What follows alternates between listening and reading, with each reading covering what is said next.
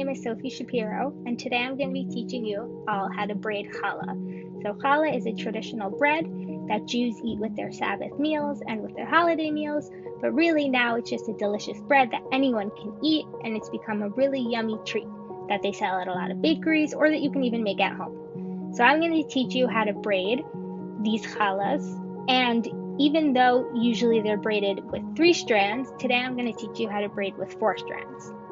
What's really cool about this is that you can learn how to braid with 4 strands and you can apply it in any different way. So I'm going to teach you how to do it with challah bread and the challah dough.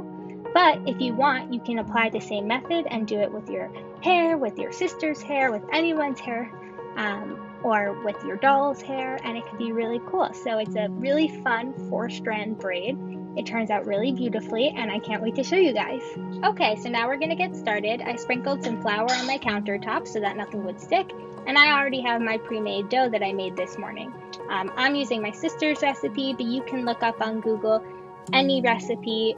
Just look, any challah recipe, and you'll pretty much get something yummy and good. So this is my dough, and I'm going to divide it into 4 pretty even pieces. So you can kind of just eyeball this, and see how it looks.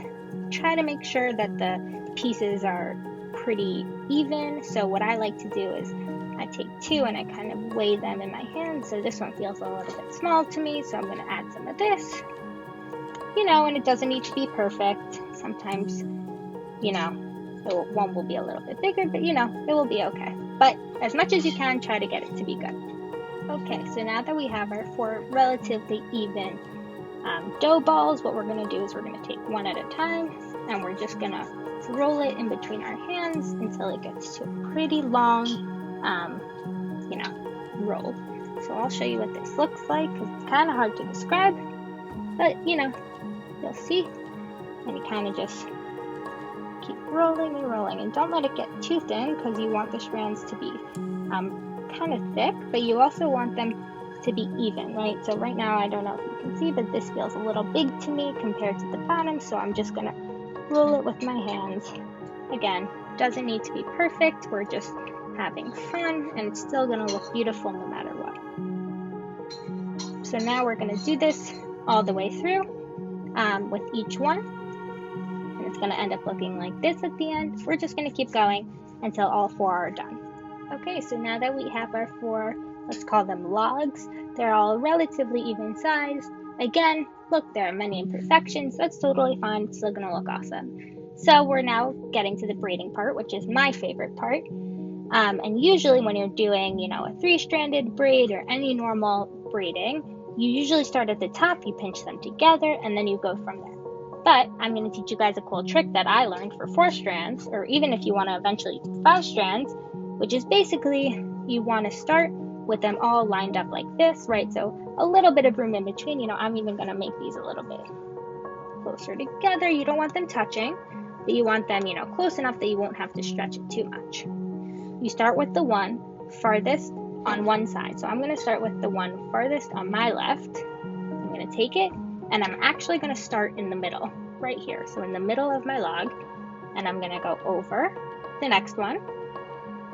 And then still following with the same one I started with, let's call it log number 1. I'm going to go under the next one, and then I'm going to go over this one. Okay, so now we did the first strand. What we're going to do next is take this one, which is now the one that's all the way on the left. We're going to take it, and we're going to go over and under and over. Okay, so if you guys can see, what we're doing is each time we start over, we're taking the log that's farthest on the left, and we're going over, under, over with the other 3 strands. So I'll do it one more time for you guys. You're going to go over, under, and over. And what we're going to do is we're just going to keep doing this all the way till we get to the bottom of our braids. Here we go. So now once you get to the bottom, I'm going to hold this up for you guys, get to the bottom, and all the strands are, you can't really do it anymore. What I like to do is just tuck it under tuck all the extra dough under, make sure it's all in there, just so that we have a nice little edge at the end, and it looks really pretty, right? So you see the braid, and again, we started in the middle, so what we're gonna do now, we're gonna take this whole thing, and we're gonna flip it around. So now we have our braid at the top, and all the extra little logs at the bottom, and now we're just gonna go over, under, over again, and we just do the whole thing on the other side. Then we go over, under, over. Once again, we're just taking the log that's on the farthest left, and we're going over the other one, or under the other one, over the other one. And we're going to do the same thing at the bottom, which is we're just going to tuck it under all the way, just so that it looks all nice and pretty. And I think you guys can see that we have a nice little edge. So now, just to show you my final product, this is my 4-strand challah, and it's so much fun, and you can use this exact same method. So that's how you make a 4-strand challah, and you can use this exact same method not only on dough, but also on hair, or on your doll's hair, or on anywhere else you can imagine braiding. It's really fun. It turns out so pretty, and I really hope you guys enjoyed. Have fun doing this.